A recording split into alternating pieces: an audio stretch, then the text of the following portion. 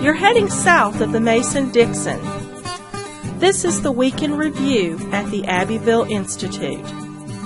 Here is your host, Brian McClanahan. Welcome back to the Week in Review at the Abbeville Institute.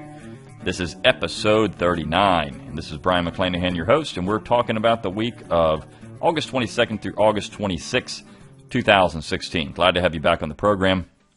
We had a pretty good week. One article in particular I think is very good, and I'm going to spend some time talking about that one. So we'll do that today. Also want to emphasize again, the Institute exists on your generous contributions. Please, please, please make a generous contribution to the Institute. Keep this podcast going, keep the website up, keep our programs flowing, and our summer school's open. So anything you can do to help us is greatly appreciated. If you are in the generous mood, we'll gladly accept anything you can send our way. We don't have any events coming up in the next few months. I think our next event will be in 2017. We haven't decided what that's going to be yet, but probably in January or early February 2017. Okay, so also if you're following this podcast and you're not following us on social media, whether it's Facebook, Twitter, YouTube, we do have a YouTube channel where these videos do show up. Anything else that we have from our conferences that go on the YouTube channel. So check us out over there. Please follow us everywhere you can and spread our information around the web. This is how we reach people. And, of course, our job is to explore what's true and valuable in the Southern tradition. And the best way to do that is to have our materials spread around the web. So please consider doing that as well. Okay, so let's talk about our week at the Institute on the website. We have, in so many ways, there are two pieces that bookended. They're on the same theme. And then we've got a couple of pieces in the middle that are really interesting. So let's get started. On Monday, on the 22nd, we had a very short piece about Confederate Memorial Hall and Jack Daniels. This is a big issue, and it's not something we really want to dwell on too much. A lot of press has already been had about this particular issue, and other groups like the SCV and the UDC are interested in exploring this particular issue. But we figured we'd run something about it, and it's the issue of Confederate Memorial Hall at Vanderbilt University, which the term Confederate is going to be sandblasted off the front of the hall. And this is just laughable in so many ways. In fact, Vanderbilt is going to end up paying over $1 million to the UDC to have the name removed.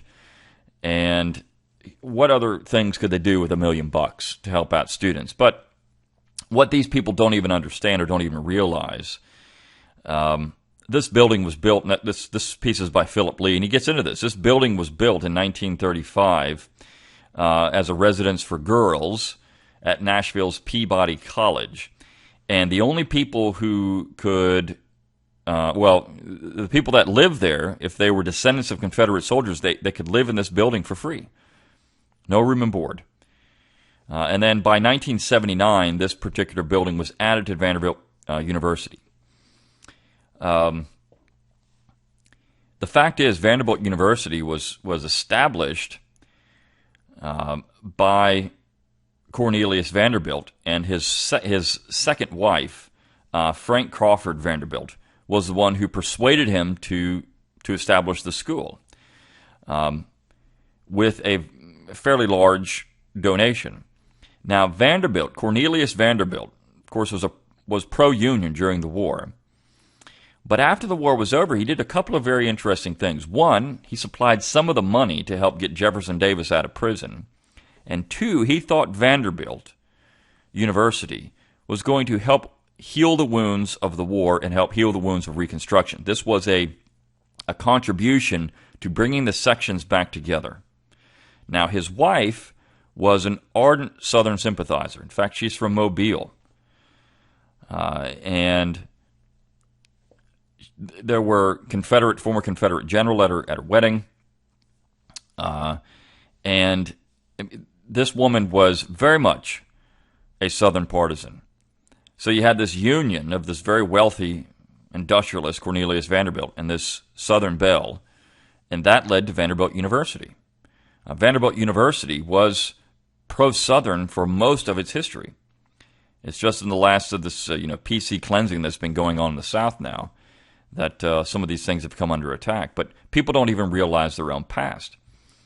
And those that do, like a Fox Sports commentator, Clay Travis, he's a Vanderbilt graduate.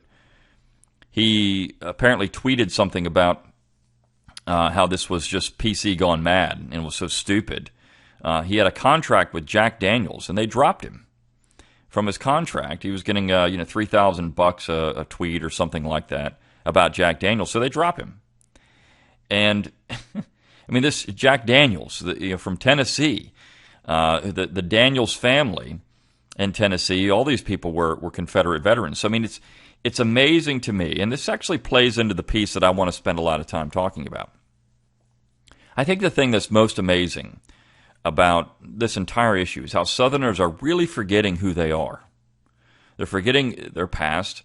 They're losing all connection with it.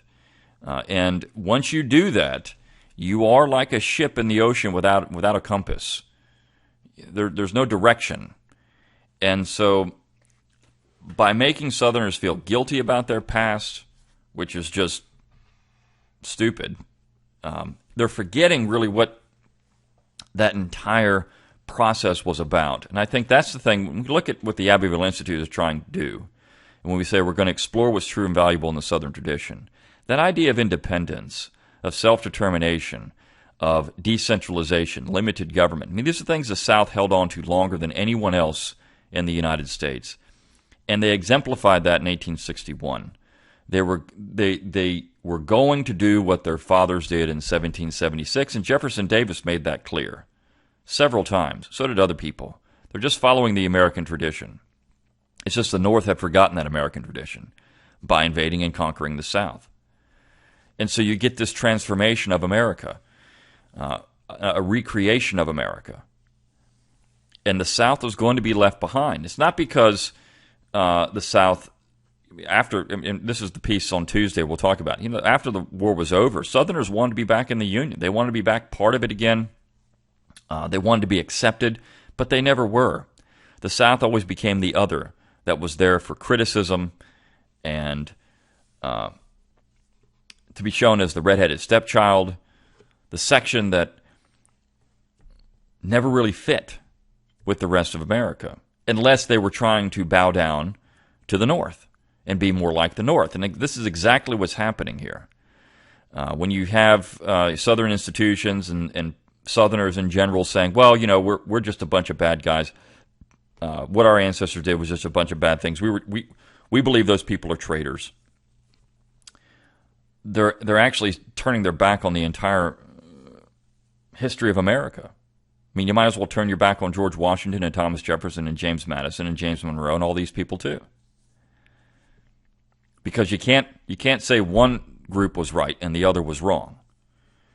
In fact, as I've mentioned on this podcast before, the British openly said that they believe that many Southerners during the American War for Independence were fighting for slavery.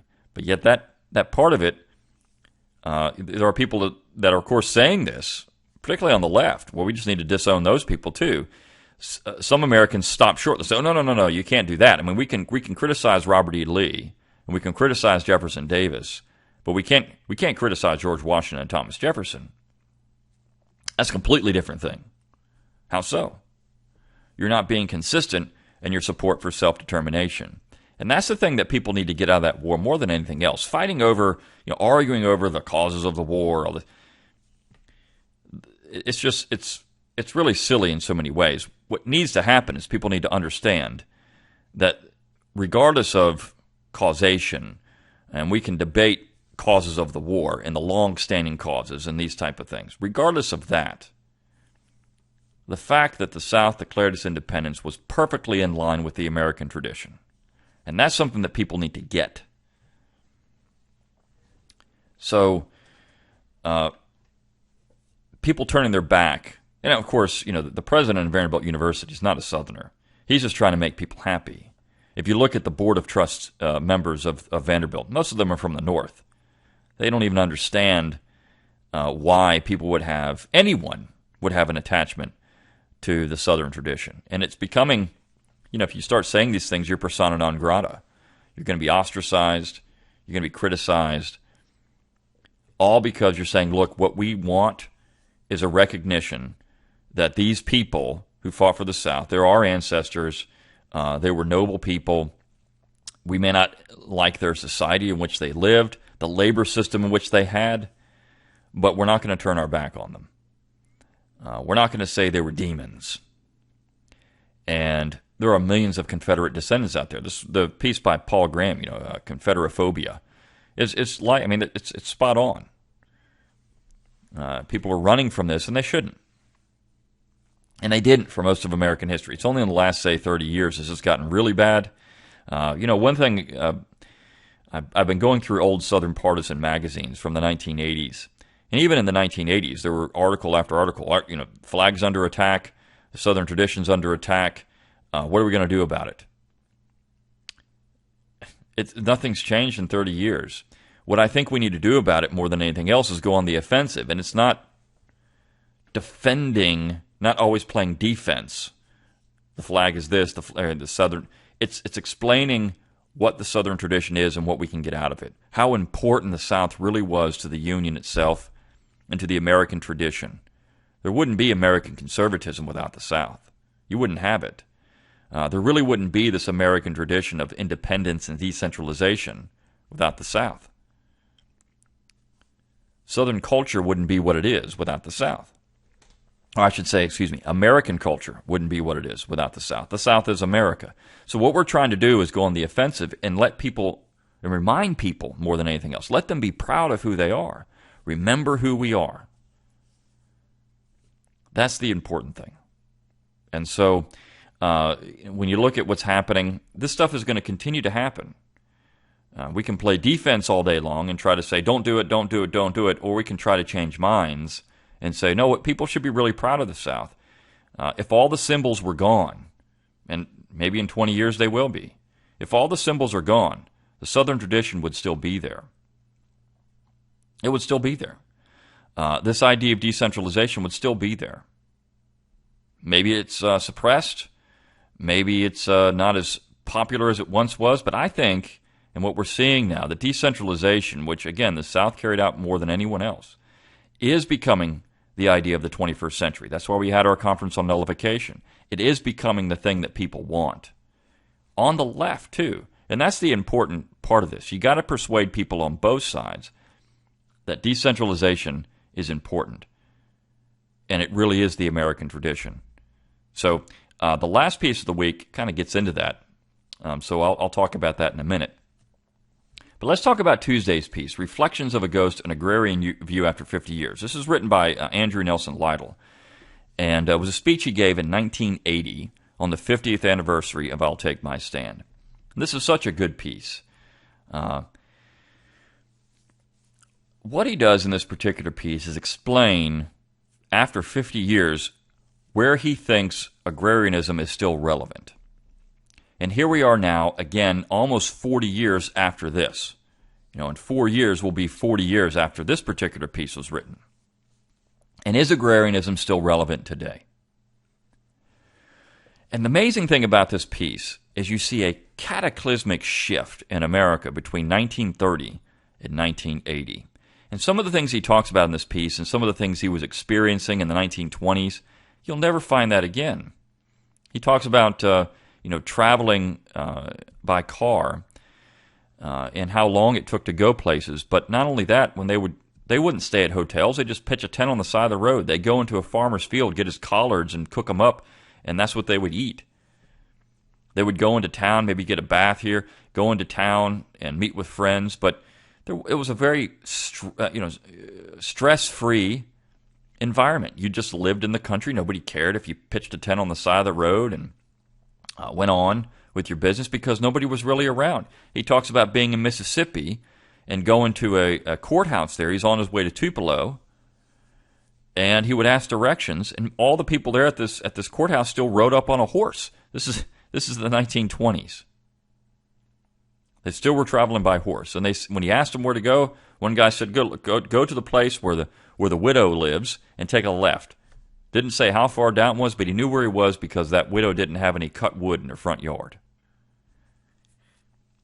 And he says the amazing thing about all of this, when they were writing this in 1930, people didn't realize yet that the world in which they lived was fast disappearing and it was going to be gone. They didn't defend it because they never thought it would disappear. And I think that's interesting. They weren't concerned about the loss of the way of life that they had because they never thought it would go away, because it had been there for generations. Why would this go away? When you think about the Southern tradition, and you look at people who are now shocked at what's happened, they never thought it would go away. They never thought it needed defending or explaining or promotion, because there's no way this would disappear. And I think that's what you're seeing now with Confederate Memorial Hall and the loss of Southern symbols. No one thought these things would ever disappear. Why would they? People were proud of who they were. People were proud of being from the South. They were proud of being a distinctively Southern people. So why is it that that would go away? Well, it has. And he talks about how that happened in this particular piece. And they talked about that in I'll Take My Stand. If you've never read I'll Take My Stand, what they're saying is, look, this can go away, and it can go away quickly if we don't try to hang on to the Southern tradition.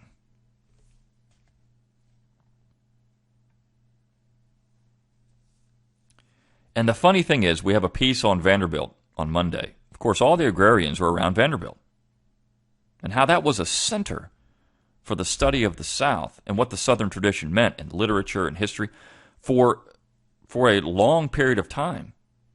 That and at Swanee, University of the South, which has now tried to distance itself from that too. But that's what it was. And he talks about why the agrarian tradition went away. He says, the New South propaganda of progress everywhere said as much, and most of the media of news and public information took it for granted. Farming was looked down upon. Tired of poverty and honest work, the young began to desert the land and go to town. And in town, the ambitious youth took the train to New York City, as did many young men from the West. The Chancellor of Vanderbilt University announced at a crucial moment of the agrarian fight that he wanted to graduate bankers, not writers or farmers.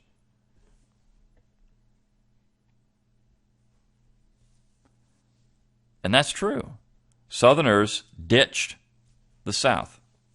Now, when I was in graduate school, I took a course on the New South. And the professor, he assigned this particular book, and he said it's too romantic. The problem with the agrarians is they didn't know what they were talking about. They weren't farmers. They had no idea. People didn't want to live off the land and be in this hard work, and I think that's true. They didn't want to have the small farm, but when you lose that, when you lose the attachment to the land in any way, you're losing that tradition. And he talks about how because the North won the war, they wrote the history, and they wrote that the South was wrong.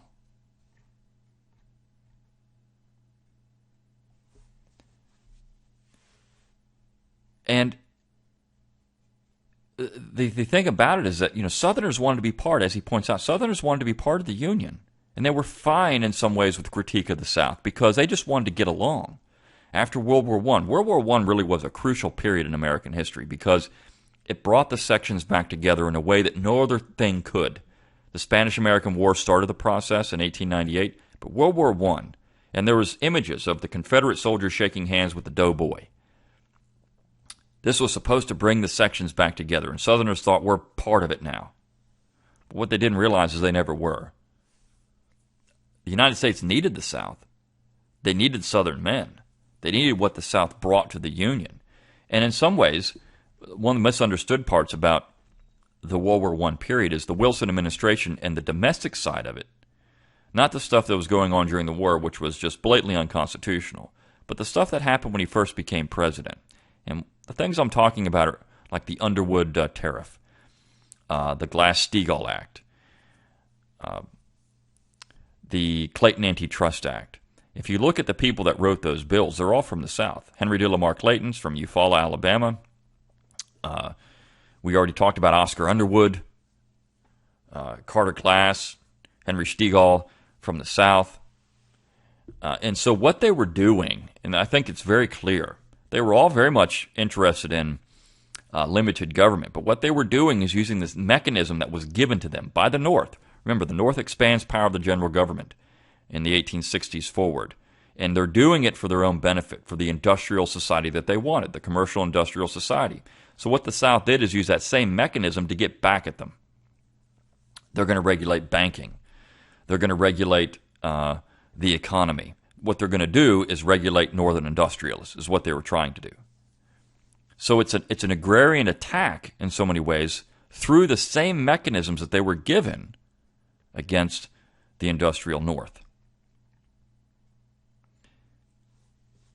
And Lytle talks about, he says, it was not long before some of us, at least, suffered a disillusionment. It was not so clear that we were back in the Union.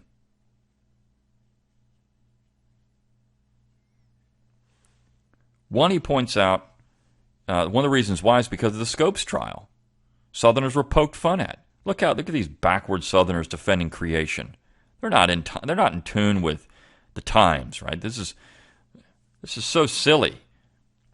Evolution is the thing we should be teaching. Creation, that's just for a bunch of hayseeds who don't know what they're talking about.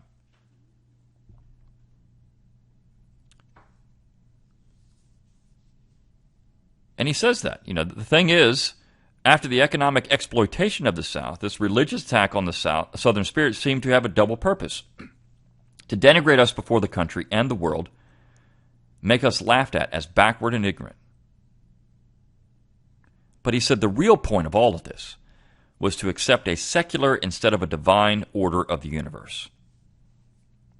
And the land keeps you in touch with the divine order of the universe. You're part of it. You're part of the rhythm of the divine. Once you get into the secular, it's completely different. And so as these men started to realize that, they started to study Southern history. And all of these writers, literary people, they weren't historians, but they started studying Southern history, Lytle among them. And so all these agrarians started to do this. They started writing biographies of Stonewall Jackson and Jefferson Davis and Nathan Bedford Forrest, and Robert Penn Warren worked on a biography of John Brown, which was critical. So this is what they started to do, to start looking at their own life and their own history. And when you read those histories, they're positive affirmations of who these people were. He says the agrarian writings simply or merely displayed their common cultural inheritance, which was Christian and European.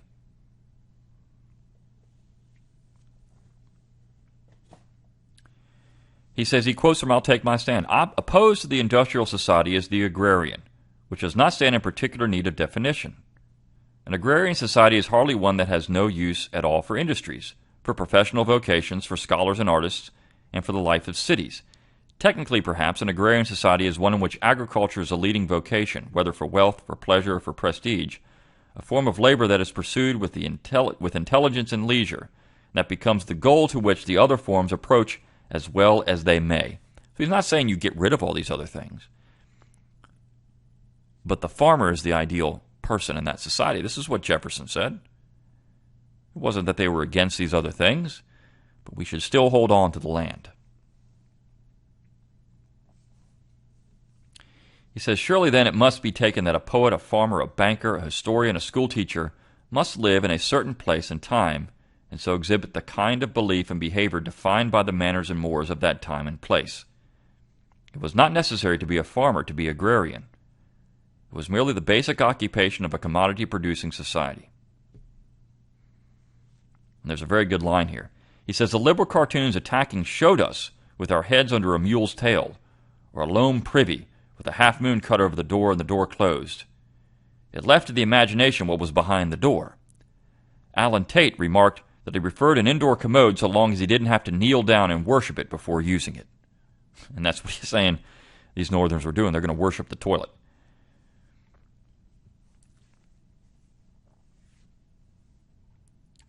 And he brings up the fact that John Taylor of Caroline was the Jeffersonian vision of America. And Orator, which was such a great book. If you've never read Orator, there's several good lines in it. And one of them is that if government is good and agriculture bad, then you have liberty and poverty. If agriculture is good and government bad, we may have wealth and slavery.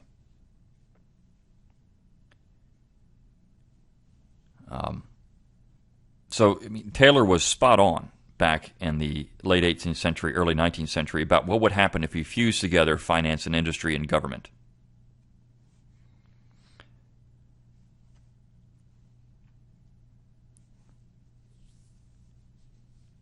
And he does address some of his critics in this particular piece.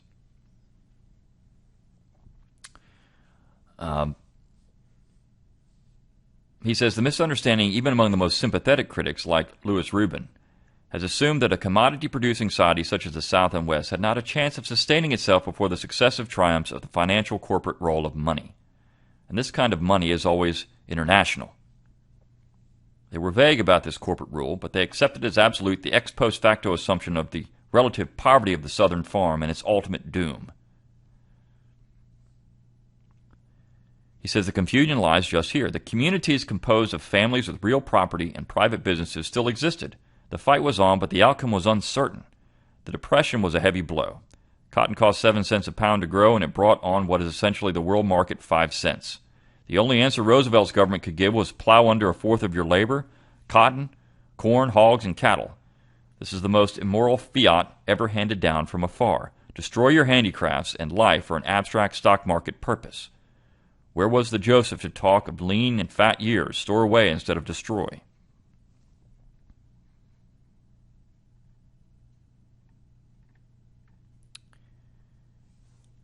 He concludes by saying, I've often asked myself, why was it that so few people listened to us, although most were sympathetic? The kind of life they knew was at stake. I think the reason of their seeming indifference is this. Nobody could imagine the world they were born in, had lived in, and were still living in could disappear. Well, it has. And he says, as my final word, I think we should have found a larger word than agrarian, for it was this whole country's Christian inheritance that was threatened, and still is. I think that's so important. The Southern tradition is not just about the South, it's about the Christian tradition, or the American tradition, or Western civilization in so many ways. That was being threatened. That's what we're saying. Remember who you are. And that's all that Lytle is saying here. Remember who you are. All of that is gone. It doesn't mean you can't have some of it back, pieces of it, and you don't have to be a farmer to be an agrarian. It's a mindset. It's accepting the divine in your life. And that's so important for the Southern tradition, which America needs a heavy dose of. When you look around the things that are happening, the Southern tradition could help, but people have to know it in order to use it. And I tell people all the time, it's not simple. It's not sufficient enough to react. You have to think. You have to think on a daily basis in order so you don't have to react. And so instead of just reacting all the time, think about what you're doing. On Wednesday, we ran a piece by Clyde Wilson, Film Log, 3 for the Resistance. And this is one thing that Clyde does very well, is talk about film. He's got a number of pieces on the website about Confederate history through film. This one's about World War II, and 3 films that he mentions that were pretty good about that. And he does it from the perspective of resisting Germany. And he says, as someone from an occupied place and occupied people, these things find favor. How could these other peoples resist Germans during the war? And so he talks about the Dutch resistance and Norwegian resistance, the Finnish resistance to the Russians, to the Soviets, who were also just as bad.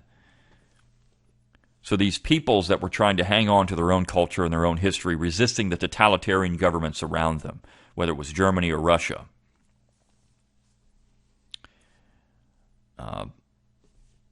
And so he offers 3 films that you might want to watch that gets into that.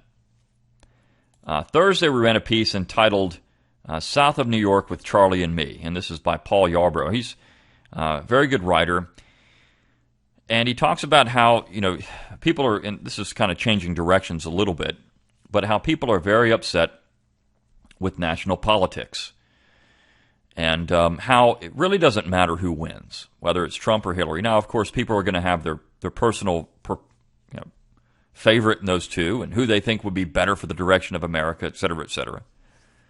But at the end of the day, it doesn't really matter who wins, because both are going to be in favor of big central government. Both are going to be in favor of unconstitutional government, and neither one really has the interests of the South at heart. One of the things that we have to look at in this entire process, when we think about the Southern tradition, is being independent, self-reliance, community, your community, family first, then your community, then your state. In so many ways, it shouldn't really matter who's president. Because if we had an American perspective on government, if federalism really was what it's supposed to be, then it wouldn't really matter who's president, because the federal government would be so limited and so insignificant that the most important elections would be in your local community and at your state level. And that's the direction we need to get people thinking. And the reason people are so angry in America is because they don't believe they're represented, and they're not. We've mentioned this several times on this podcast. You're not represented in Washington, D.C. Top-down, one-size-fits-all policies don't work. They don't work for people on the left or the right. They just don't work. And not with 320 million people in a territory that stretches from New York to California. It just can't work. It's too big. And so it shouldn't really matter. I mean, Southerners have become, the Republicans are there to save us. And Yarbrough says, well, have they really ever saved the South? No, they never have. And so we're putting too much faith in the Republican Party or in politics, when what we should really be doing is focusing on the local. You got to restart civilization somehow. You got to adopt that idea of agrarianism. And as Lytle says, maybe that's not the right word. Maybe it's just Christianity. We're saving the South. We're saving the Southern tradition, which is based on Western civilization. That's what we should be doing. And it doesn't matter who's in the Oval Office. It won't.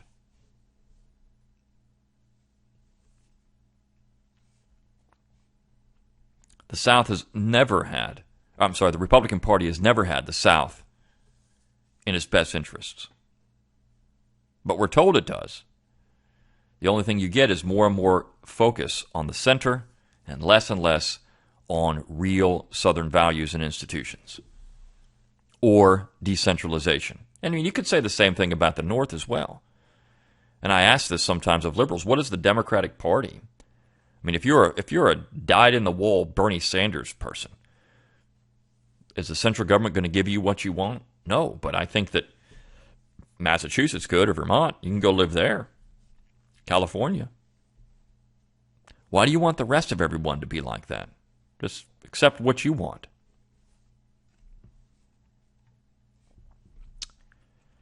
And that's an important thing to get out of this. You got to stop focusing on quote-unquote national politics. Start focusing on the local and the family and the community. If you can do that, you're going to change the world. The last piece by Lunell McAllister from Monument to Cenotaph. And this is talking about, again, the importance of these memorials. They're not just monuments, they're memorials. Confederate Memorial Hall is a memorial.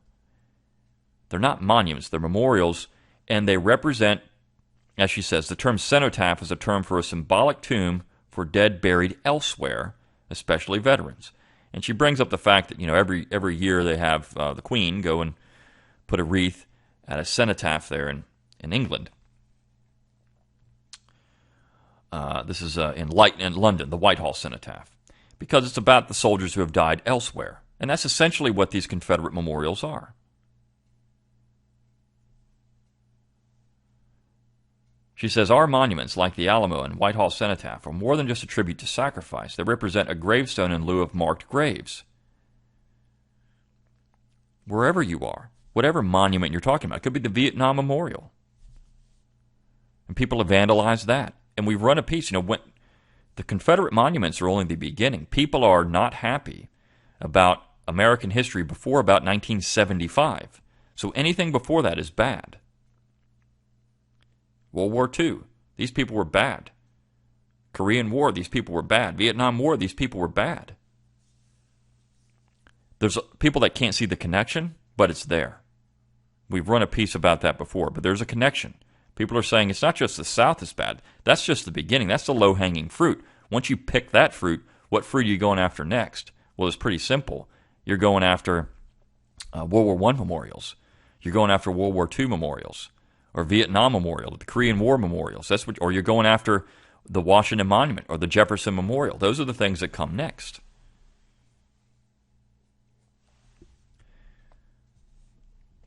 So we have to change perspective. And she mentions that the words "lest we forget" are obvious to those who understand the true history of the war, but others contrive different meanings to these words. This represents a teaching opportunity. Why would so many non-slave owners, 80% of Southerners did not own slaves, leave their families and enlist as common soldiers, primarily fought on Southern soil? Could it possibly be something more than to keep their black brothers and sisters enslaved? She says some states have passed legislation to protect American veterans' monuments. Perhaps others will do the same. But in the meantime, let's provide the answer to the question mark and not let others define our historical works. The war was a continuation of the founders' concept of America. Local control, not federal control. The argument continues today just as President Jefferson Davis predicted it would, in medical marijuana, unisex bathrooms, and so on and so on. And that's true. These battles are being fought over federalism, which was at stake in 1861. So we start with the idea of these memorials and what they mean, and Southerners remembering who they are and how important the Southern tradition is. And we end with that too. And we talk about Lytle saying, look, people, they wanted to be part of the Union after World War I, but they didn't realize they were being attacked. As Yarborough said, Southerners don't realize, I guess, Jeff Foxworthy's a comedian. Southerners are being attacked because they are needed. They are the example to keep people thinking, well, if we do what the South, if we do this, we're going to be just like the South, and we don't want. I mean, look at the recent hit piece on Donald Trump. The clear indication is that Southerners are what Trump is tapping into is the South. And of course, that's not the South. So the South is always a scapegoat because it's an opportunity for people to raise money or to attack traditional America. And I think that's the important thing we should get out of this. So be proud of who you are. Be proud of that. But remember who you are. And you have to do that through education. You have to remember who you are. You have to remember what the Southern tradition is, and the South is America. The time is here to stop playing defense and start playing offense. And by playing offense, it's explaining what the Southern tradition can still offer to America today. And if we can do that continually and constantly,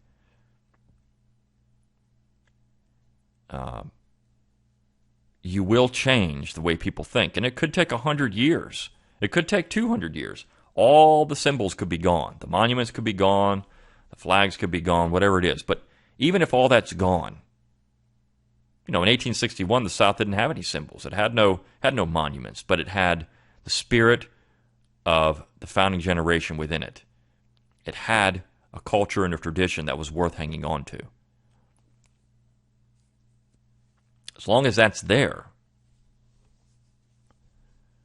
everything can go away, but you can still have that belief in the good things of the Southern tradition. And that would be Christianity, Western civilization, decentralization, federalism, these things that we talk about constantly. Those things that can provide something to America now, manners. I mean, my gosh, we've lost manners.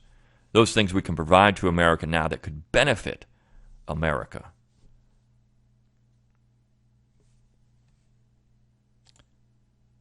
Until next time, good day.